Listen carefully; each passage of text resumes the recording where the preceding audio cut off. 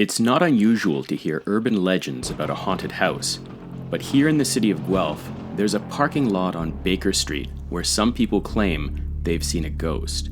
We decided to dig into these stories a bit deeper and see if we can uncover the mysteries of Baker Street. According to recent polls done in Canada, the US, and England, 40 to 60% of people believe in ghosts, and about 25% of these people claim to have actually seen a ghost or other paranormal phenomenon.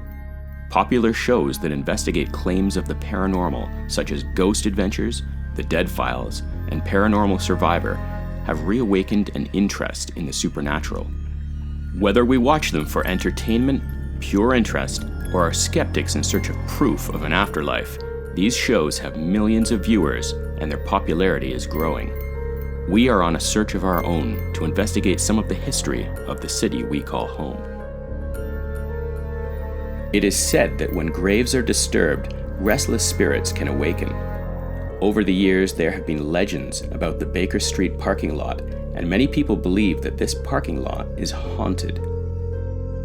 There are tales of a lady in white who accompanies people to their vehicles parked in the lot, as though she is making sure they get there safely. Once they arrive at their vehicles, she disappears. Another story from a Guelph resident. I always remember my former boss going on an errand at lunch at Baker Street. Crossing the road, he heard a lady whispering his name from the ground, and he did not believe in the paranormal. I remember him coming back from lunch, telling us what happened, a little uncertain of what he experienced, and a little shaken.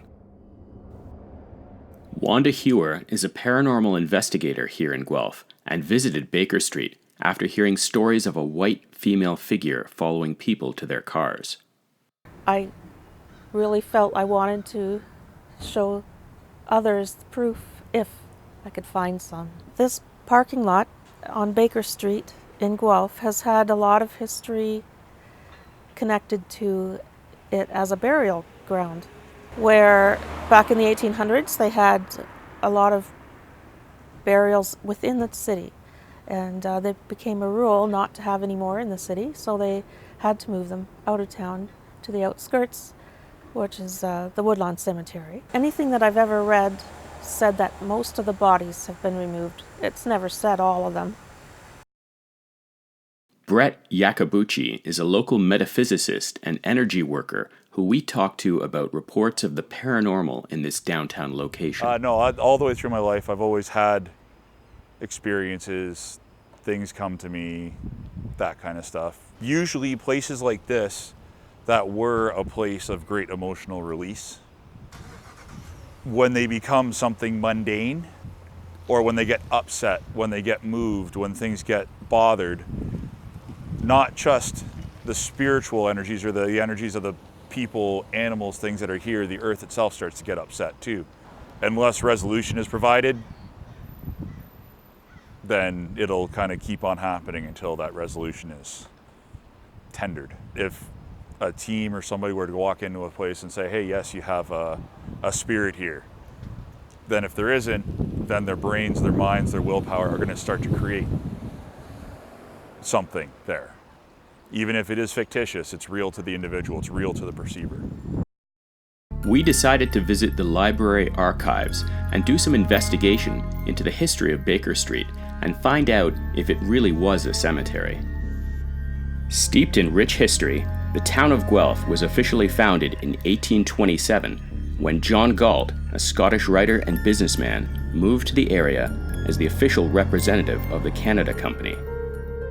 In 1831, Guelph consisted of 47,000 acres of land and had a population of 1,050 people. Settled primarily by English, Irish, and Scottish immigrants, a parcel of land located within the area of Windham, Quebec, Yarmouth, and Woolwich Street was designated as the public burial grounds by the Canada Company. Another plot was also set aside for use by members of the Anglican Church in the nearby St. George's Square, as it is known today. A third cemetery was also within the present-day downtown area, designated for the members of the Catholic Church. This cemetery was located where the parking lot for the Church of Our Lady is today. By 1851, Guelph received a village charter, and the City of Guelph was incorporated in 1879. The population increased significantly during this time.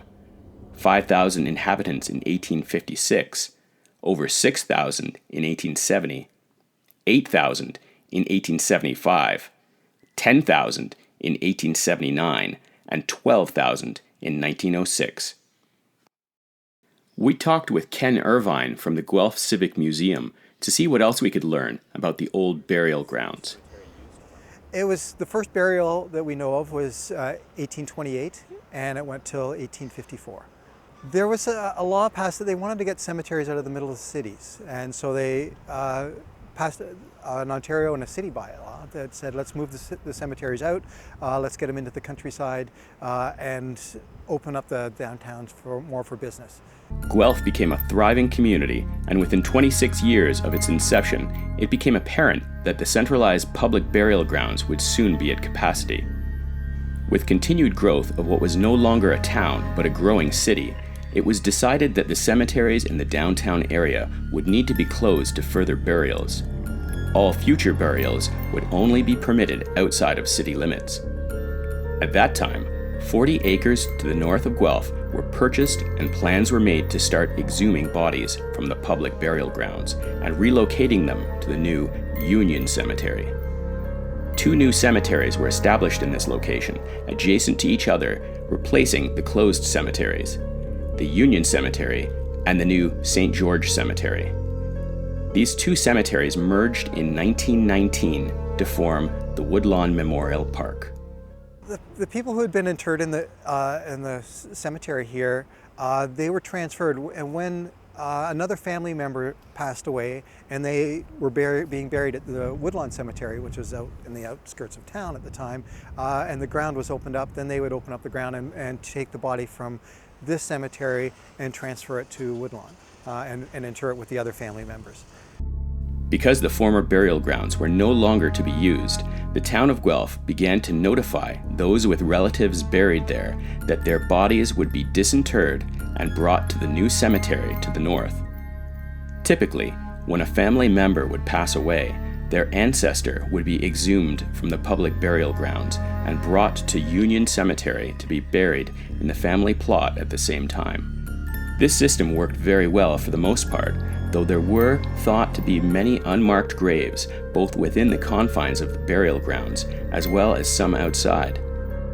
For those less fortunate who had no money or social status, many of their bodies were buried in unmarked graves, and subsequently, as bodies were moved to Union Cemetery, these people were left behind. A large number of the burials and monuments were moved from the public burying ground to the new Woodlawn Memorial Park. Records indicate that there were 13 removals between 1855 and 1859, 16 during the 1860s, 22 removals during the 1870s, 30 removals during the 1880s, and 1 removal during the 1890s. The precise number of burials removed from the public burying ground is unknown. However, it is estimated that Woodlawn Memorial Park contains approximately 150 to 175 individuals who were originally interred in the public burying grounds. They've come across a lot of unmarked graves and graves that were outside of the original burying grounds, and those were for people that were paupers, unable to afford to be buried properly, or they were just, the city had to bury them, so they were buried outside of the consecrated grounds. There's more than we know. They're constantly finding more graves, and whenever they're doing construction work here, or sometimes there's been a sinkhole, they've come across a grave. Because they were in wooden coffins, and once the wood collapses and decomposes, then there's an opening, and there's a hole that could be created because of it. So they've started about 15 years ago, I think, with the first bodies that were found here and transferred up to Woodlawn. As modern-day construction projects were done within the downtown core over the years, teams of archaeologists were involved in excavations, and many remains were found in the current Baker Street parking lot. It is believed that most of these remains are that of paupers or poor folk without the means to have a proper burial. There are also thought to be graves of children. It remains a mystery as to the number of bodies left in the ground at Baker Street, but based on population at that time, it is believed that there would have been approximately 200 individuals buried in the public burial grounds. Whenever they dig up the road, the bodies seem to rise up a little bit over time when they're not in an enclosed crypt. So they do sort of surface, and especially when they're wooden coffins, they will pop up, I guess. Guelph had cemeteries all through the downtown. Where our current City Hall is, there was the first St. Andrew's Church was there, and they had a cemetery beside it. So they did an archaeological survey when they built and redid our new City Hall. Where the Church of Our Lady is, there are still bodies up there. And there was a burying ground up there as well. And when they did restoration of the church and were redigging the parking lot, they came across remains of people. So there were burials all throughout the downtown. The archaeological assessment of the area of initial discovery of human remains under Baker Street resulted in the recovery of 78 Euro-Canadian artifacts, including ceramics, metal, glass, and structural items. Archaeologists also unearthed 47 fragments of human remains. It has been suggested that land where Baker Street is now was formerly territory belonging to the neutral indigenous people. As such, it could contain native burials. However, we haven't been able to substantiate this claim. I don't know whether I believe in ghosts or not, but if there's our spirits here, their spirit might stay here. Why would it move with the body? Who knows? If there are ghosts, they could be the ghosts of curlers or people from the lawn bowling club, because where I'm standing, this was a curling club, and the lawn bowling club was here as well. After they moved the bodies, this place was a functional part of the city, so it was well used. The YMCA was just around the corner, so it was a place that was still very active. So if there's a ghost, maybe they want to curl. An act was passed allowing the sale of a portion of the park to the Guelph Curling and Skating Rink Company. Their building was located at the intersection of Baker Street and Chapel Lane and occupied the southwest portion of the current municipal parking lot.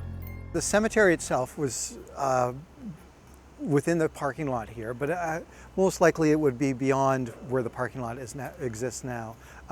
Because the streets are wider today than they were in the past, you didn't need as much parking downtown, so they would have been expanded. So most likely where the roads are, I would assume would be over top of where there were burials.